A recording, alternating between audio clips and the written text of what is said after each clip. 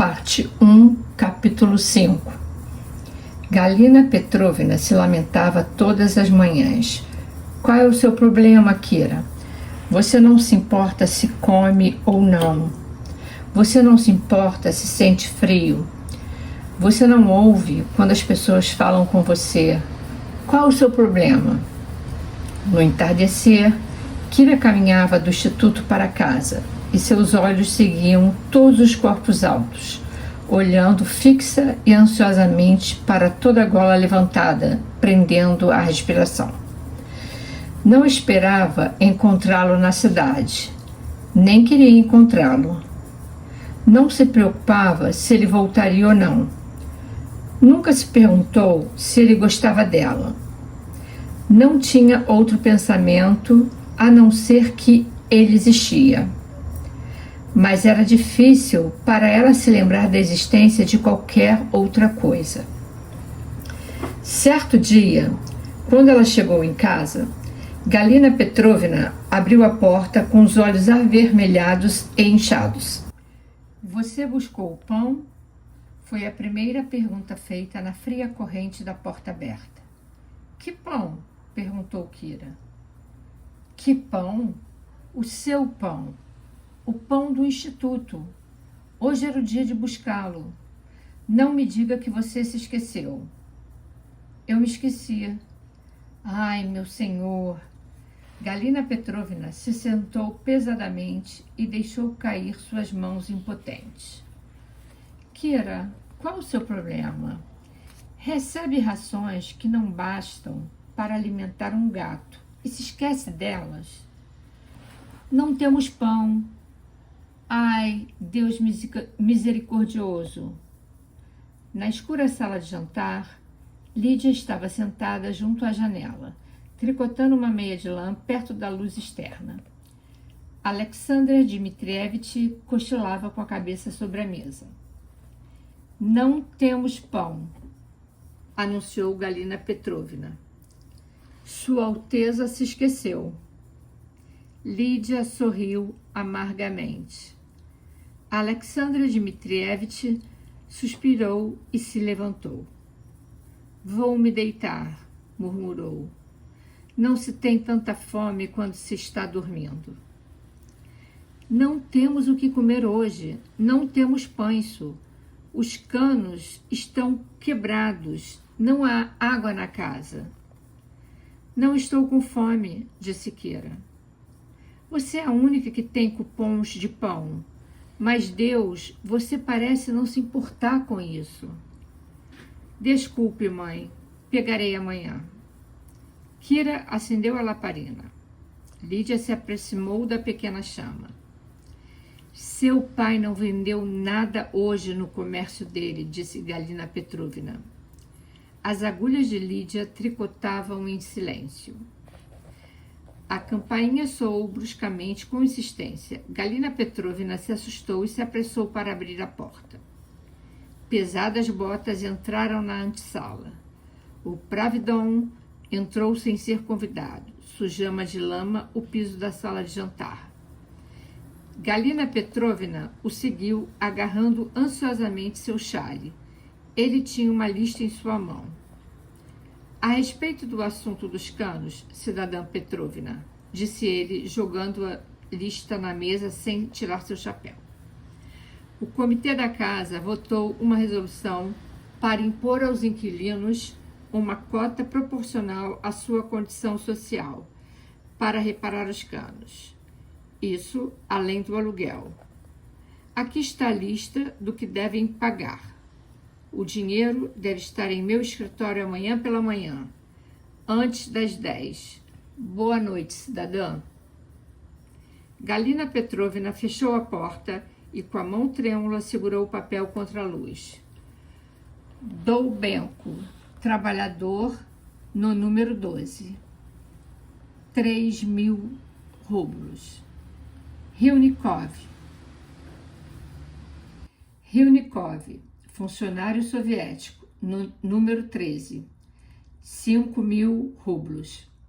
Argunov, comerciante privado, no número 14, 50.000 rublos. O papel caiu no chão. O olhar de Galina Petrovna caiu sobre seus braços cruzados sobre a mesa. Qual o problema, Galina? Quanto é? Perguntou Alexander Dmitrievich, que estava no quarto. Galina Petrovna levantou a cabeça. Não é muito. Vá dormir. Conversamos amanhã. Como não tinha lenço, secou seus olhos com o canto de seu chale e foi-se arrastando para o quarto. Kira lia um livro-texto. A pequena chama tremia, dançando sobre as páginas. A única coisa que conseguia ler ou lembrar não estava escrita no livro. Se eu ainda estiver vivo e se eu não me esquecer. Os estudantes recebiam cupons de pão e bilhetes de bonde gratuitos. Nos escritórios úmidos e vazios do Instituto Tecnológico, os estudantes faziam fila para obter os cupons. Depois, na cooperativa dos estudantes, faziam fila para obter o pão. Kira esperou por 1 hora. O empregado no balcão distribuía pedaços de pão seco à fila que ia avançando lentamente.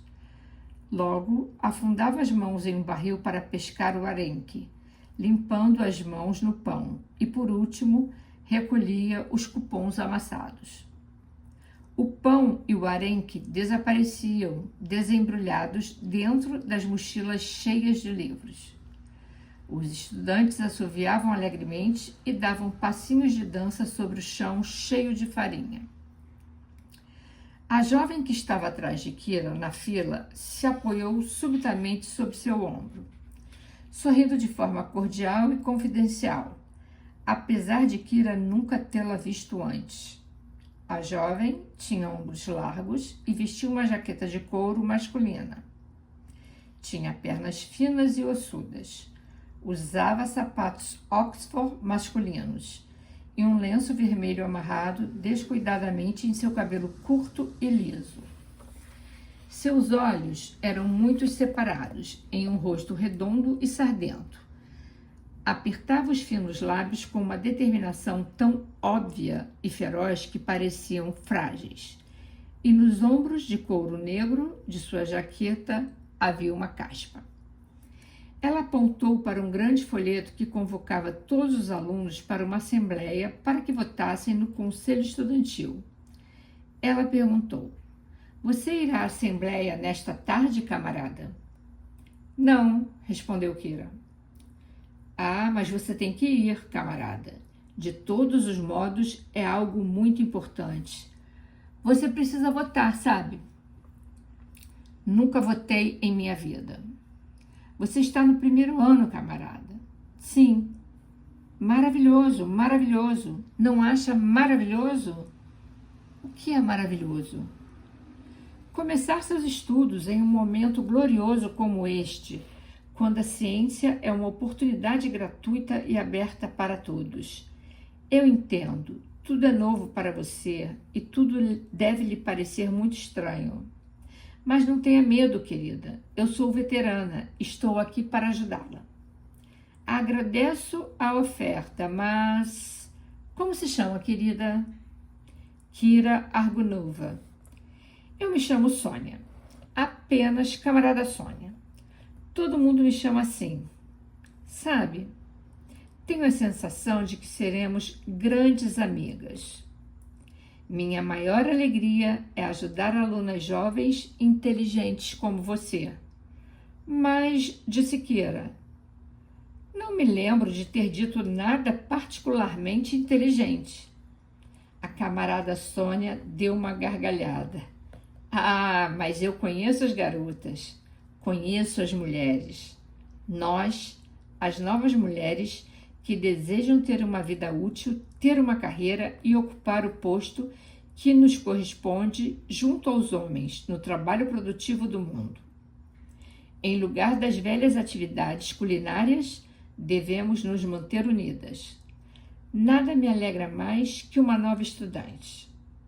A camarada Sônia sempre será sua amiga." A camarada Sônia sorriu. Sorriu diretamente para os olhos de Kira, como se tomando de forma gentil e irrevogável os olhos e a mente que havia atrás deles com a sua própria mão. O sorriso da camarada Sônia era amistoso, de uma cordialidade cortês, insistente e peremptória, que se aproveitava da primeira palavra dita para se apoderar da presa. Obrigada, disse Kira. O que você quer que eu faça? Bem, para começar, camarada Runuva, você precisa ir à Assembleia. Estaremos elegendo o Conselho Estudantil deste ano. Será uma disputa ferrenha. Há uma forte facção antiproletária entre nossos alunos mais velhos. Nossos inimigos de classe, sabe? Alunas jovens como você devem apoiar os candidatos de nossa célula comunista, que são os que velam por seus interesses. Você é uma das candidatas da célula, camarada Sônia? A camarada Sônia sorriu. Viu? Eu disse que você era inteligente? Sim, sou uma delas. Faço parte do conselho há 2 anos. Trabalho duro. Mas o que posso fazer? Os camaradas alunos parecem precisar de mim e tenho que cumprir o meu dever. Venha comigo e lhe direi em quem você deve votar. Disse Kira. E depois disso? Eu explicarei. Todos os estudantes vermelhos dedicam-se a algum tipo de atividade social. Você não quer levantar suspeitas de tendências burguesas. Estou organizando um círculo marxista. Só um pequeno grupo de estudantes, do qual sou presidente, que querem aprender a ideologia proletária de que todos nós precisamos quando entrarmos no mundo para servir o Estado proletário. Na verdade, é para isso que estudamos, não é? Já lhe ocorreu que eu possa estar aqui pela atípica e antinatural razão de querer aprender uma profissão só porque gosto dela? Perguntou Kira. A camarada Sônia olhou para os olhos cinzas da camarada Runuva e compreendeu que havia se equivocado. Bem, disse a camarada Sônia, sem sorrir. Como preferir. Acho que irei à Assembleia, disse Kira. E creio que irei votar. Um anfiteatro de assentos cheios de gente se levantava como um dique, e as ondas de estudantes inundaram os degraus dos corredores e os parapeitos das janelas, os umbrais das portas abertas. Um jovem orador, de pé na tribuna, esfregava suas mãos como um vendedor atrás de um balcão. Sua cara parecia um anúncio que havia permanecido em uma vitrine por tempo demais. Faltava-lhe um pouco de cor, para que seus olhos fossem azuis, que seus cabelos fossem loiros e que sua pele estivesse saudável. Seus lábios pálidos não chegavam a enquadrar o buraco escuro de sua boca, tão aberta que gritava as palavras como se fossem ordens militares a um público atento. Camaradas, as portas da ciência estão abertas para nós, filhos do trabalho. A ciência está agora em nossas mãos calejadas. Superamos o velho preconceito burguês da imparcialidade objetiva da ciência. A ciência não é imparcial. A ciência é uma arma na luta de classes. Não estamos aqui para impulsionar nossas míseras ambições pessoais. Superamos o viscoso egoísmo do burguês que ambicionava uma carreira individual. Nossa única meta e propósito ao ingressarmos no Instituto Tecnológico Vermelho é nos formarmos como combatentes eficazes na vanguarda da cultura e da construção proletárias. O orador deixou a tribuna esfregando as mãos. Entre os ouvintes, alguns aplaudiram ruidosamente. Outros mantiveram suas mãos nos bolsos de velhos abrigos silenciosamente. Kira se inclinou em direção a uma garota sardenta que estava ao seu lado e perguntou: "Quem é ele?" A garota sussurrou: Pavel Serov, da célula comunista, membro do partido. Tenha cuidado, eles têm espiões por toda parte. Em seus assentos, os estudantes formavam uma massa confusa que chegava até o teto. Uma massa de caras pálidas e casacos velhos e desbotados. Mas havia uma linha invisível que os dividia. Uma linha que não corria reta, mas entre os assentos, mas que zigue-zagueava pela sala cheia. Uma linha que ninguém podia ver, mas que todos sentiam. Uma linha tão precisa e sem misericórdia como uma faca afiada. Um setor vestia os gorros verdes dos antigos tempos, desprezados pelos regulamentos. Já o outro vestia lenços vermelhos e elegantes jaquetas militares de couro, de forma orgulhosa e desafiante, como uma medalha de honra e um desafio. O primeiro setor, mais numeroso, enviou à tribuna oradores que recordavam ao público que os estudantes sempre tinham sabido como combater a tirania, qualquer que fosse a cor que vestissem. E um furacão de aplausos retumbou a partir do teto até os degraus da tribuna. Um aplauso demasiado forte, enérgico, hostil e ameaçador, como a última palavra da multidão. Como se nas mãos dissessem mais do que ousavam dizer as palavras. O outro setor observava em silêncio, com olhos frios e sérios. Seus oradores vociferavam com diligência sobre a ditadura do proletariado, ignorando o riso repentino que parecia surgir, e os imprudentes lançamentos de cascas de sementes de girassol contra o orador. Eram jovens e tinham muita confiança de que não tinham nada a temer. Levantavam suas vozes pela primeira vez, enquanto o país ao seu redor já havia dito há tempos sua última palavra. Eram corretos e amáveis com seus inimigos, e seus inimigos eram corretos e amáveis com eles. Ambos se chamavam de camaradas. Ambos tinham consciência da silenciosa batalha de vida ou morte, mas apenas o menor setor sabia quem sairia vitorioso. Jovens e confiantes, com suas jaquetas de couro e seus lenços vermelhos, contemplavam com tolerância implacável os outros, também jovens e confiantes, e sua tolerância tinha o frio toque de uma baioneta escondida que eles sabiam não tardaria em aparecer. Pavel Serov se inclinou para a pessoa ao seu lado, um jovem franzino com a cara magra e tuberculosa, e sussurrou: "Esse é o tipo de discurso que fazem aqui. Que tarefa nos espera? Se alguém tivesse se atrevido a isso, na frente de batalha..." "À frente, camarada Serov." "Mudou", respondeu a voz suave e inexpressiva ao seu companheiro. "A frente externa está conquistada. É na frente interna onde devemos cavar agora nossas trincheiras."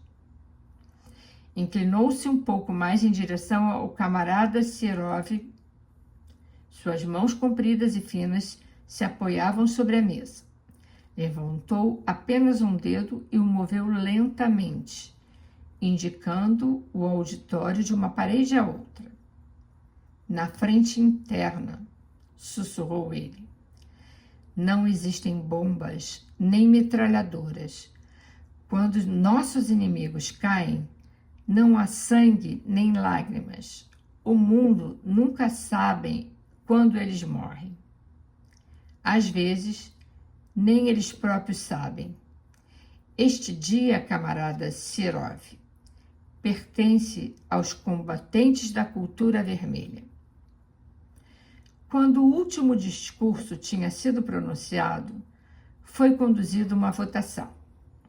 Os candidatos saíam da sala em turnos, enquanto outros pronunciavam breves discursos sobre eles. Então, mãos foram levantadas e alguns estudantes, em cima de mesas, balançando o lápis, contaram os votos. Kira viu Victor saindo e ouviu o discurso de seu leal apoiador sobre a sabedoria do camarada Victor Dunaev, que era orientado por um espírito de entendimento e cooperação. Ambas as facções aplaudiram. Ambas votaram nos camaradas Dunaev. Kira não. O candidato Pavel Sierov sairá agora cordialmente, anunciou o presidente da Assembleia. Tem a palavra a camarada Presniakova. Em meio aos aplausos, a camarada Sônia subiu à tribuna, arrancou seu lenço vermelho e sacudiu enérgica, seus cabelos cheios e curtos. Apenas a camarada Sônia, dirigindo-se à sua plateia. Cordiais saudações proletária a todos, e especialmente às nossas camaradas mulheres. Nada me alegra mais que uma nova aluna, uma mulher emancipada da antiga escravidão dos pratos e das fraldas. Então, aqui estou, a camarada Sônia disposta a servir a todos. Esperou que cessassem os aplausos. Camaradas alunos, devemos permanecer unidos para sustentarmos nossos direitos. Temos que aprender a expressar nossa vontade proletária e fazer com que os nossos inimigos a reconheçam. Temos que enfiar nossas botas proletárias em suas gargantas, em suas intenções traiçoeiras. Nossas escolas vermelhas são para os alunos vermelhos. Nosso conselho estudantil deve montar a guarda em torno de nossos interesses proletários. Cabe a nós escolhermos aqueles cuja lealdade proletária está acima de qualquer suspeita. Vocês ouviram falar do camarada Sierov? Estou aqui para lhes dizer que ele é um veterano combatente nas fileiras comunistas. Um membro do partido desde antes da Revolução. Um soldado do Exército Vermelho. Votemos todos em um bom proletário, em um soldado vermelho, no herói do Melitopol, no camarada Pavel Sierov. Através da torrente de aplausos, seus sapatos pesados desceram os degraus da tribuna. Tinha o estômago agitado e seu amplo rosto aberto com um sorriso imenso. Limpou o suor sob o nariz com as costas de uma das mãos. O camarada Sierov foi eleito, assim como a camarada Sônia e o camarada Victor Dunaev. Mas também foram eleitos membros do setor dos gorros verdes, 2/3 do novo Conselho Estudantil. E para fechar a sessão, camaradas, gritou o presidente, cantaremos nossa velha canção, Dias de Nossa Vida. Um coro discordante rompeu solenemente a cantar. Velozes como as ondas são os dias de nossa vida. Era uma velha canção de bebedeira elevada à dignidade de hino estudantil. Uma melodia lenta, enlutada, com alegria artificial produzida por algumas notas sem brio. Nascida antes da Revolução, nos quartos mal arejados em que alguns homens não barbeados e algumas mulheres masculinizadas falavam de filosofia e, com bravata forçada, bebiam vodka barata pela futilidade da vida. Kira franziu a testa. Ela não cantou. Ela não conhecia aquela canção e não queria aprendê-la. Ela observou que os estudantes com jaquetas de couro e lenços vermelhos também permaneciam em silêncio. Quando a canção terminou, Pavel Serov gritou: "Agora, camaradas, nossa resposta." Pela primeira vez em Petrogrado, Kira ouviu a Internacional. Tentou não escutar a letra. Falava de condenados, de famintos, de escravos daqueles que não tinham sido nada e deveriam ser tudo. Na magnífica taça da música, as palavras não eram embriagantes como o vinho, nem terríveis como o sangue, mas cinzas como a água com a qual se lavam pratos. Mas a música era como a marcha de milhares de pés compassada e firme, como tambores tocados por mãos apressadas.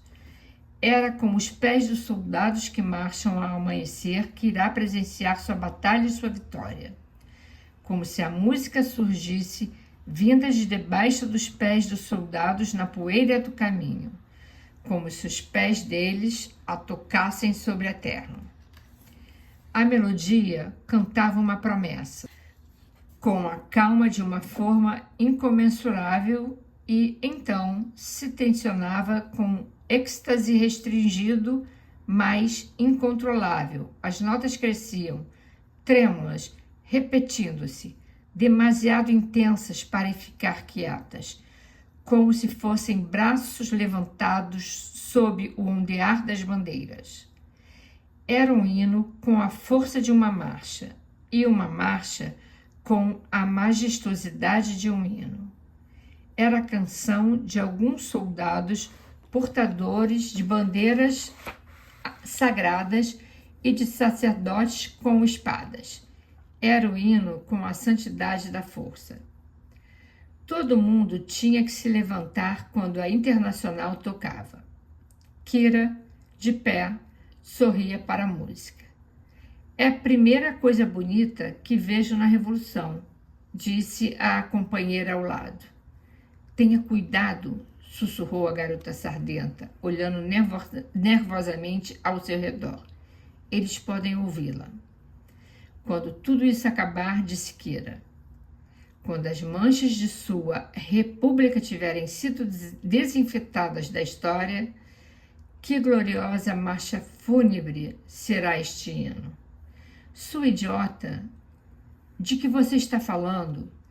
Uma mão de homem agarrou Kira pelo pulso e a fez se virar. Kira viu 2 olhos cinzas que pareciam um tigre domesticado, mas não tinha certeza se o era ou não. Havia 4 linhas retas em sua cara, 2 sobrancelhas, uma boca e uma cicatriz em sua têmpora direita. Por um breve momento, eles se encararam em silêncio, hostis, ambos sobressaltados pelos olhos do outro. "Quanto lhe pagam para andar bisbilhotando por aí?" perguntou Kira. Ela tentou livrar seu pulso. Ele a segurou. "Sabe qual é o lugar para garotas do seu tipo?" "Sim, onde homens como você não poderiam entrar nem pelos fundos." "Você deve ser nova aqui. Eu lhe aconselharia a ter cuidado. Nossas escadas resvalam e é preciso subir 4 andares, então tenha cuidado quando vier me prender." Ele soltou o pulso dela. Ela olhou para sua boca silenciosa. Falava das muitas batalhas passadas, com muito mais eloquência que a cicatriz de sua bochecha. Falava também de muitas batalhas futuras. A Internacional ressoava como os pés dos soldados golpeando a terra. "Você se acha valente?" perguntou friamente o homem. Ou é apenas estúpida?"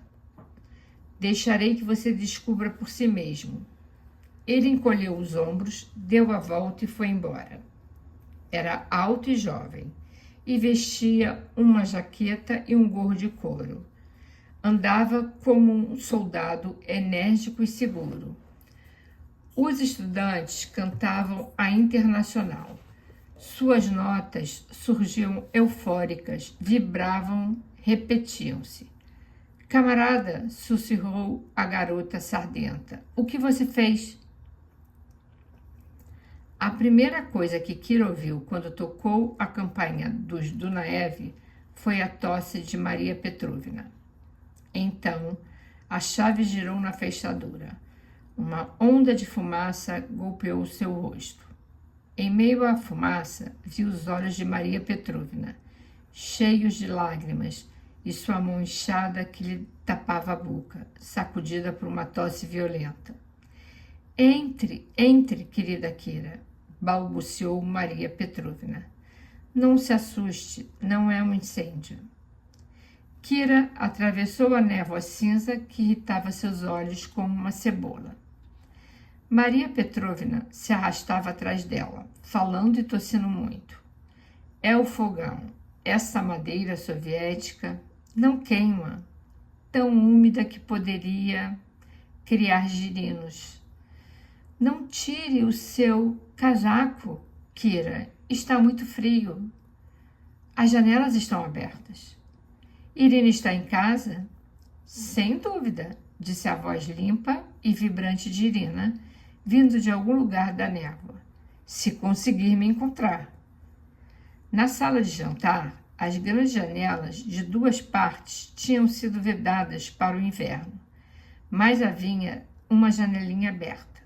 Ao redor dela se formava um redemoinho de fumaça, lutando contra o ar fresco que vinha da rua. Irina se sentou à mesa, com seu casaco de inverno jogado sobre os ombros, assoprando os dedos duros e azuis. Maria Petrovna viu uma pequena sombra trêmula atrás da cômoda e a tirou de lá. Ásia, diga oi para sua prima Kira. Ásia levantou o olhar de má vontade. Tinha os olhos avermelhados e seu nariz úmido aparecia acima da gola da jaqueta de pele de seu pai. Ásia, você me ouve? Onde está seu lenço? Diga olá para sua prima Kira. Olá, resmungou Ásia, olhando para o chão. Por que não está na escola hoje, Ásia? Fechada, suspirou Marina Petrovna. A escola está fechada durante 2 semanas. Não há lenha. Uma porta bateu na névoa. Entrou Victor. Ah, como está, Kira? Disse ele friamente. Mãe, quando essa fumaça vai acabar? Como se pode estudar nessa atmosfera infernal? Ah, não me importo, mas se eu não passar nos exames, não haverá cupons de pão para certa família. Ele bateu a porta mais forte quando saiu. Kira se sentou, observando Irina desenhar. Irina estudava arte. Dedicava seu tempo ao estudo sério das obras magistrais da antiguidade nos museus, mas a sua mão rápida e seus olhos maliciosos reproduziam a arte insolente dos jornais. Fazia desenhos sempre que tinha que fazê-los, e também em qualquer outro momento. Com uma prancheta de desenho em seu colo, jogava o cabelo para trás em seu esforço para retratar sua irmã menor. No papel, Ásia fora transformada em um duende com orelhas e barrigas enormes, montado nas costas de um caracol. Vassily Ivanovich voltou sorrindo do mercado. Ele tinha permanecido lá o dia inteiro e tinha vendido o candelabro da sala por um bom preço. Seu sorriso aumentou quando viu Kira e a saudou alegremente com a cabeça. Maria Petrovna lhe trouxe uma tigela de sopa quente. Perguntou timidamente. Quer um pouco de sopa, Kira? Não, obrigada, tia Marúcia. Acabei de jantar. Ela sabia que só restava a Maria Petrovna uma tigela de sopa, guardada para Vassily Ivanovich. Sabia que o suspiro de Maria Petrovna era de alívio. Vassily Ivanovich comeu feliz, falando com Kira como se fosse sua convidada pessoal. Falava tão pouco com os convidados que Maria Petrovna e Irina não se intrometeram, observando com curiosidade o raro espetáculo de seu sorriso. Ele deu uma risada. Veja, Irina, como ela desenha. Segue todo dia pintando e apagando. Não são feios, né? Digo, os desenhos. Como está Victor no instituto? Aposto que não é dos piores. Bem, ainda nos resta algo. Sim, ainda nos resta algo. Ele se inclinou para a frente, seus olhos cintilantes disse em voz baixa. Você leu os jornais da tarde, Kira? Sim, tio Vassili. O que foi? As notícias do estrangeiro. Obviamente, o jornal não diz grande coisa. Eles não publicariam isso, mas temos que saber ler nas entrelinhas. Preste atenção e lembre-se de minhas palavras. A Europa está se movimentando e não tardará para que... Maria Petrovna tossiu nervosamente. Estava acostumada.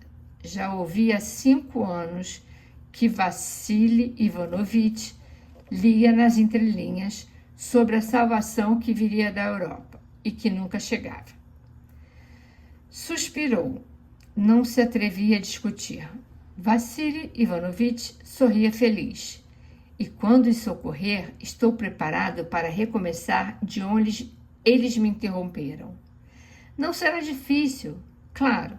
Fecharam meu comércio e levaram todos os móveis, mas... Aproximou-se um pouco mais de Kira e murmurou. Mas os tenho vigiado. Sei para onde os levaram. Sei onde estão agora. De verdade, tio Vassili?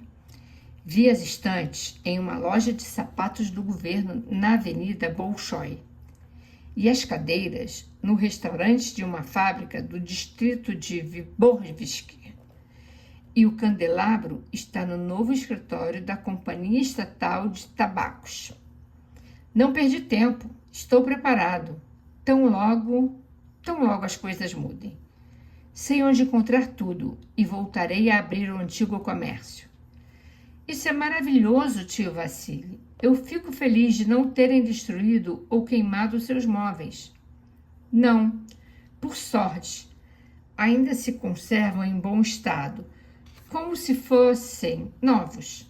Sim, vi um grande arranhão em uma das estantes. Uma lástima, mas tem conserto. E o mais engraçado, disse rindo, rispidamente, como se tivesse sido mais esperto que seus inimigos, são os cartazes. Kira, você se lembra das minhas placas de vidro jateado com as letras negras? Bem, até isso encontrei. Estão pendurados sobre uma cooperativa perto do mercado Alexandrovski. De um lado diz Cooperativa do Estado, mas do outro diz Vassili Dunaev, Peles. Ele captou o olhar de Maria Petrovna, franziu a testa. Marúcia não acredita mais, não acredita que vamos recuperar tudo. Perde a fé muito facilmente. O que você acha, Kira? Acredita que viverá toda a sua vida sob a pressão de uma bota vermelha? Não, disse Kira. Não pode durar para sempre. É claro que não. Sem dúvida não. É por isso que eu digo, não pode. Levantou-se subitamente. Vem, Kira. Quero lhe mostrar uma coisa. Vassili, suspirou Maria Petrovna.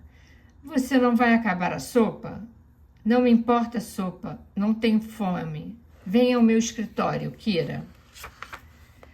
Não restava nenhum móvel no escritório de Vassili Ivanovitch, salvo uma escrivaninha e uma cadeira. Ele abriu uma gaveta que estava fechada com chave e tirou um pacote envolto em um velho lenço amarelado. Desfez um nó apertado, sorrindo com orgulho. Feliz, direcionando suas costas encurvadas, e mostrou a Kira diversos maços de notas, cuidadosamente atados, dos tempos do czar. Os maços eram grandes, de forma que representavam uma verdadeira fortuna. Kira falou com a voz entrecortada, mas, tio Vassili, não valem nada. Já não é permitido usá-las, nem sequer guardá-las. É perigoso. Ele riu. Claro que não valem nada. Agora, mas espere e verá. Espere até as coisas mudarem. Verá quanto tenho aqui mesmo, nas mãos. Mas, tio Vassili, onde você as obteve? Eu as comprei, em segredo, claro, de especuladores. É perigoso, mas é possível obtê-las. Elas me custaram muito. Eu lhe contarei por que comprei tantas. Veja, justo antes de acontecer, sabe? Antes de nacionalizarem o meu comércio. Eu tinha uma grande dívida, a dos vidros novos de minhas janelas, que mandei vir do estrangeiro, da Suécia, e ninguém na cidade tinha nada parecido. Quando confiscaram o comércio, quebraram as vidraças a chutes, mas isso não importa. Sigo devendo a fatura. Agora não tenho como pagar, pois não há como enviar dinheiro ao estrangeiro, mas vou aguardar. Não posso pagar com esse lixo de dinheiro soviético que não vale nada. Afinal, não poderiam usar isso no estrangeiro nem para limpar a bunda. E não se pode conseguir ouro. Mas estas notas, estas valerão como ouro. E eu pagarei a minha dívida. O velho da empresa de vidros morreu, mas seu filho está vivo. Agora está em Berlim. Pagarei o que estou devendo. Não gosto de dívidas. Nunca devi nada a ninguém. Pesou um maço de dinheiro na palma de sua grande mão, dizendo lentamente: aceite este conselho de um velho, Kira. Nunca olhe para trás. O passado está morto, mas sempre há um futuro. Sempre há um futuro. E aqui está o meu. Uma boa ideia para juntar esse dinheiro, não, Kira? Kira forçou um sorriso, afastou seu olhar e sussurrou: sim, tio Vassili, uma ótima ideia. Soou a campainha na sala de jantar. Ouviu-se a risada de uma garota que parecia mais clara e alta que a campainha. Vassili Ivanovitch franziu a testa. Aqui está outra vez, disse com a voz amuada. Vavá Milovskaya, uma amiga de Victor. Qual o problema, tio Vassili? Você não gosta dela? Ele encolheu os ombros. Ah, não tem nada de mal, suponho. Não é que eu não goste dela, é que não há nada nela do que se possa gostar. Não é nada mais que uma mulherzinha com a cabeça de repolho. Não é uma garota como você, Kira. Vamos, suponho que terá que conhecê-la. Vavá Milovskaya estava de pé, no meio da sala de jantar, formando dois círculos luminosos. O inferior e maior era uma saia longa de chintz rosa. O superior e menor era um buquê de crisântemos de brilhantes cachos pretos. Seu vestido era de chintz simples, mas era novo. Obviamente caro, e ela usava um fino bracelete de brilhantes. Boa noite, Vassili Ivanovitch, disse cantarolando. Boa noite, boa noite. Ela saltou com suas mãos sobre os ombros dele, sua saia rosa voando, e deu um beijo em sua testa enrugada. E esta é... já sei, Kira Argunova. Eu fico feliz por finalmente conhecê-la, Kira. Victor saiu de seu quarto. Vavá repetiu que tinha vindo ver Irina, mas ele sabia, como todos ali, qual era o verdadeiro objetivo de sua visita. Ele a observou sorridente. Riu feliz, brincou com ela, deu um puxão de orelha em Ásia, levou uma jaqueta a Maria Petrovna quando ela tossia, contou anedotas e inclusive obrigou Vassili Ivanovitch, que estava tristemente sentado em um canto na penumbra, a sorrir de uma piada. Eu trouxe algo para mostrar a todos vocês, Vavá anunciou misteriosamente, tirando um pequeno pacote de sua bolsa de mão. Algo maravilhoso, algo que nunca viram antes. Todas as cabeças se voltaram. Em cima da mesa havia uma caixinha redonda de cor laranja e dourado. Vavá sussurrou as palavras mágicas do estrangeiro. Os demais olharam respeitosamente, sem se atrever a tocá-la. Vavá disse com orgulho ofegante, tratando de soar casual. Pó de rosto, francês de verdade. Passados via contrabando de Riga. Uma das pacientes de papai deu a ele, em parte como honorários. Sabe, disse Irina, ouvi dizer que não se usa apenas pó no estrangeiro. Mas, imagine, batons. Sim, respondeu Vavá. E esta mulher, a paciente de meu pai, prometeu-me conseguir um batom da próxima vez. Vavá não se atreverá a usá-lo. Bem, não sei. Talvez. Talvez um pouquinho, só de vez em quando. Nenhuma mulher decente pinta seus lábios, disse Maria Petrovna. Mas dizem que elas o fazem e que é perfeitamente aceitável no estrangeiro. No estrangeiro, Maria Petrovna suspirou com melancolia. Esse lugar existe em alguma parte, certo? O estrangeiro? Ainda não havia nevado, mas a lama tinha se convertido em uma grossa capa de gelo sobre as calçadas e nos canos de água já se viam os primeiros pedacinhos de gelo. O céu, que flutuava claro e verde, planava pelas frias rachaduras de gelo. Os homens andavam devagar, com prudência, como se estivessem aprendendo a patinar. De vez em quando, escorregavam, levantando involuntariamente uma perna, agarrando-se ao poste mais próximo. Os cavalos também escorregavam. Saltavam faíscas de seus cascos que arranhavam o gelo convulsivamente. Kira caminhava para o instituto. Através de suas finas solas, a calçada congelada transmitia um sopro frio que lhe subia pelas pernas. Ia depressa, insegura, e os pés escorregavam em todas as direções.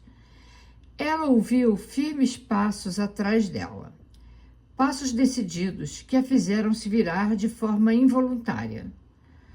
Olhou para o tigre domesticado com a cicatriz em sua testa. Seus olhos se encontraram. Ele sorriu e Kira sorriu de volta. Ele tocou a viseira de seu chapéu a título de saudação. Bom dia, disse ele. Bom dia, disse Kira. Ela observou aquela alta figura que caminhava depressa, seus ombros eretos em sua jaqueta de couro e os pés firmes sobre o gelo. Em frente ao instituto, ele parou de repente e deu a volta, a esperar por ela. Ela se aproximou.